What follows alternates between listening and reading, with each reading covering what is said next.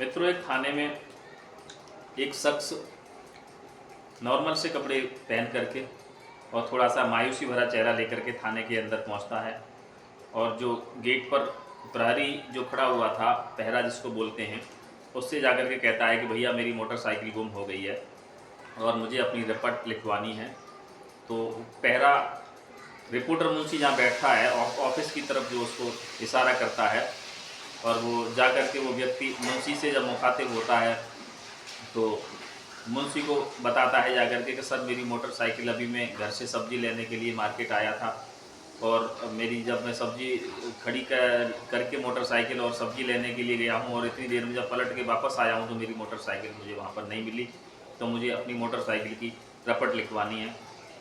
मुंशी सबसे पहले उसको घूरता है, ऊपर से नीचे तक घूरने के बाद में, और वो जहाँ पर जो है थानेदार साहब बैठे हुए थे उनकी तरफ इशारा करता है कि थानेदार साहब बैठे हुए हैं, आप उनसे बात कर लीजिए। और थानेदार साहब के पास जैसे ही वो व्यक्ति पहुँचता है मायूसी भरा चेहरा लेकर के, और तो एकदम से थानेदार साहब जो थे सवालों की झड़ी लगा देते हैं उसके ऊपर। कैसी थी मोटरसाइकिल, कहाँ थी, क्या घर से किसी को ला नहीं सकते थे, क्या किसी को बताकर खड़ा नहीं कर सकते थे, मोटरसाइकिल के पेपर कहाँ हैं? तो वो व्यक्ति कहता है कि सर मोटरसाइकिल के पेपर मोटरसाइकिल के यूटिलिटी बॉक्स में मैंने रख दिए थे। और इतना कह कर के वो व्यक्ति चुप होता है। तो थानेदार साहब कहते हैं कि क्या तुमने 112 नंबर पर कॉल की थी वहाँ पर? कहता है सर माफ़ करना, मेरे पास मोबाइल फ़ोन नहीं था और ये मोटर बाइक भी मैंने अभी कुछ समय पहले ही 25,000 रुपये की खरीदी थी और मेरी इसी मोटरसाइकिल से रोजी रोटी चल रही थी। मैं गांव से शहर में मजदूरी करने के लिए इसी मोटरसाइकिल से आता जाता रहता हूं। और अपनी मजबूरियां जब वो बताता है व्यक्ति, तो वो दरोगा एक बार पुनः ऊपर से नीचे तक देखता है और देखने के बाद में कहता है कि तुम ऐसा करो, अपनी मोटरसाइकिल का नंबर लिखवा जाओ और हम ढूंढने की कोशिश करेंगे। और उसके बाद में दरोगा उसमें इंटरेस्टेड नहीं होता है और वो व्यक्ति मायूसी भरा चेहरा लेकर के उससे मना कर दिया जाता है और वो चलने को तैयार होता है। जैसे ही वो व्यक्ति निकल रहा होता है उसी समय मित्रों दरोगा जी के द्वारा इशारा करके एक सिपाही को भेजा जाता है और वो सिपाही कहता है आंखों आंखों में कुछ लेन देन की बात होती है, क्या तुम्हारे पास कुछ पैसे हैं? तो वो व्यक्ति कहता है माफ़ करना सर, मेरे पास 1,000 रुपये रखे हुए थे जिनमें से मैं 250 रुपये सब्जी में खर्च कर चुका हूँ और अब मेरे पास मात्र 750 रुपये बचे हैं। और हाँ, इतना मैं आपको विश्वास दिला रहा हूँ कि यदि आप चाहें तो मेरी रपट लिख लीजिए, मोटर बाइक मिलने के बाद में आप जो कहेंगे मैं आपकी सेवा में करूँगा। तो वो सिपाही कहता है 700 रुपये में बात बन जाती है और उसको ले जा करके रिपोर्टर मुंशी के सामने पेश किया जाता है और एक सादे पेपर पर उसके द्वारा जो निशानादेही बताई जाती है उस हिसाब से रपट लिखी जाती है मित्रों। और रपट लिखने से पहले ही मुंशी द्वारा उससे 700 रुपये ले लिए जाते हैं और उसके बाद में उस व्यक्ति से कहा जाता है कि आप ऐसा कीजिए, इस पेपर पर जो रपट लिखी हुई थी उस पेपर पर आप अपने हस्ताक्षर कर दीजिए, नाम लिखना जानते हो? तो व्यक्ति कहता है हाँ सर, मैं नाम लिखना जानता हूँ। और रपट लिखने के बाद में जब वो अखबार, जब वो सफ़ेद कागज़ का टुकड़ा जो है, जो कागज़ उसकी तरफ जब किया जाता है तो उस पर वो व्यक्ति शॉर्ट सिग्नेचर मारता है और शॉर्ट सिग्नेचर मारने के तत्काल बाद वहाँ पर रखा हुआ इंक पैड जो होता है मित्रों उसको उठा करके और वो व्यक्ति एक जेब में से मोहर निकालता है और मोहर निकाल करके उस कागज़ पर नीचे अपने दस्तखत के साथ मोहर और लगा देता है मित्रों।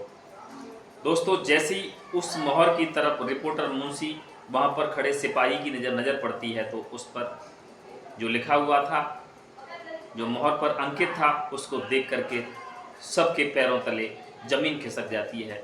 तो कौन था वो व्यक्ति और क्या था ये पूरा मामला, आइए जानते हैं। जय श्री कृष्णा दोस्तों, मैं हूं वेदल यादव और आप देख रहे हैं मेरा YouTube चैनल सच का सफ़र स्टोरीज। तो दोस्तों, एक थाने की बराबर शिकायतें डीएम साहब को मिल रही थी और कहा जा रहा था कि वहाँ पर अपनी जब फरियाद लेकर के फरियादी पहुँचता है तो वहाँ पर उन्हीं लोगों की सुनी जाती है जो मामूल यानी रिश्वत देने वाले होते हैं। आप पैसे ले जाइए, आपका काम हो जाएगा, अन्यथा 2 दिन 4 दिन 6 दिन व्यक्ति को परेशान करने के बाद में और कोरा आश्वासन ही उसको मिलता है और वहाँ पर जो है किसी तरह की कोई सुनवाई नहीं होती है। उल्टे अगर वहाँ पर गुंडे मवाली या सट्टा बाजारी वाले या शराब वाले अगर वहाँ पर पहुँचते हैं तो उन लोगों की सुनवाई शीघ्र हो जाती है। शहर में तत्कालीन डीएम साहब नए आए हुए थे, जब उनके पास ये खबर मिलती है और एक नहीं कई तरपतर शिकायतें जब उनको सुनने को मिलती हैं तो डीएम साहब का माथा एकदम से चकरा जाता है। और मित्रों, उस थाने की जांच करने के लिए डीएम साहब अपने 2-3 गाड़ियों को साथ लेकर के चल देते हैं और थाने से तकरीबन 1-2 किलोमीटर की दूरी पर अपने काफिला को रोक करके साधारण से वस्त्रों में और एक छोटा सा हिडन कैमरा अपनी पॉकेट पर अंदर इस तरीके से छुपा लेते हैं जिससे कि सामने वाले का वीडियो शूट होता रहे। और हिडन कैमरा लेकर के डीएम साहब और एक फरियादी के वेश में साधारण से कपड़े पहन करके थाने में पहुंचते हैं, जैसे कि मैं वीडियो में आपको बता चुका हूं।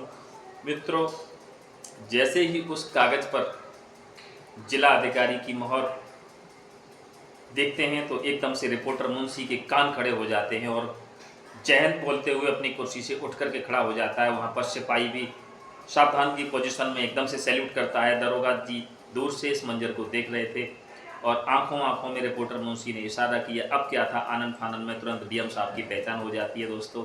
और पहचान होने के बाद एकदम से पूरा का पूरा थाना हिल जाता है। अचानक डीएम साहब और इस वेश में मित्रों, उसके बाद में जो डीएम साहब थे वो उस दरोगा को, उस मुंशी को, पूरे स्टाफ को पहले तो भला बुरा कहते हैं तुम लोगों को शर्म नहीं आती है, आप किसी भी आदमी के साथ इस तरीके से कैसे पेश आ सकते हैं। और इतना कहने के बाद में कुछ समय के बाद एक आदेश जारी होता है जिसमें पूरा का पूरा थाना सस्पेंड कर दिया जाता है दोस्तों। तो दोस्तों, इस कहानी को मैं आप तक पहुंचा रहा हूं और इस कहानी को आप तक पहुंचाने के पीछे मेरा क्या उद्देश्य है, मैं आपका वक्त यूं ही जाया नहीं कर रहा हूं। और ये क्यों कहानी में आप लोगों के बीच में आया लेकर के, और साथ साथ इस कहानी की एक बात और मैं बता देना चाहता हूं। इसमें मैंने कुछ जगह जो कि मैं जगह अब तक आपको नहीं बताया हूं, मैंने कुछ इसमें पात्र और नाम अदला बदली कर दिए हैं, लेकिन ये सत्य घटना पर आधारित मेरी आज की कहानी है। और इस कहानी को आप तक पहुंचाने के पीछे मेरा एक उद्देश्य मात्र यही है कि जागरूक बनिए, हमेशा अपने अधिकारों का प्रयोग करना सीखिएगा। हो सकता है एक अगर हमारी बात नहीं सुन रहा है तो एक के ऊपर एक अधिकारी बैठा हुआ है, तो अपने अधिकारों को जानिए, जागरूक होइए। और यदि एक नहीं सुन रहा है तो हो सकता है कोई सामने दूसरा अधिकारी बैठा होगा। और इस तरीके से हिम्मत हार करके लोग करते क्या है अक्सर करके कि 1 दिन 2 दिन 3 दिन चक्कर मारने के बाद में अपनी बातों को भूल जाते हैं। दोस्तों, एक बात साफ कह देना चाहता हूँ कि अन्याय को सहने वाला भी उतना ही उस पाप का भागीदार होता है जितना आपके साथ अन्याय करने वाला। यदि आपके साथ किसी ने अन्याय किया है तो उसको उसका जवाब उसकी भाषा में देना सीखिए, सजग रहिए, चौकन्ने रहिए और अपने अधिकारों को जानिए। इन्हीं शब्दों के साथ विदा लेता हूँ, मिलता हूँ एक नई वीडियो के साथ। तब तक आप देखते रहें मेरा YouTube चैनल सच का सफ़र स्टोरी। और दोस्तों, मेरे द्वारा जो वीडियो आप लोगों के सामने आते हैं वो मेरे वीडियो कैसे लगते हैं कमेंट बॉक्स में मुझे अपनी राय अवश्य दें। और मेरे YouTube चैनल सच का सफ़र स्टोरीज और फेसबुक पेज सच का सफ़र स्टोरीज को लाइक, फॉलो, शेयर करना न भूलें और कमेंट बॉक्स में मुझे इसी तरह से अपनी राय देते रहें। मिलता हूँ अगली वीडियो के साथ, तब तक के लिए जय श्री कृष्णा, जय श्री राधे।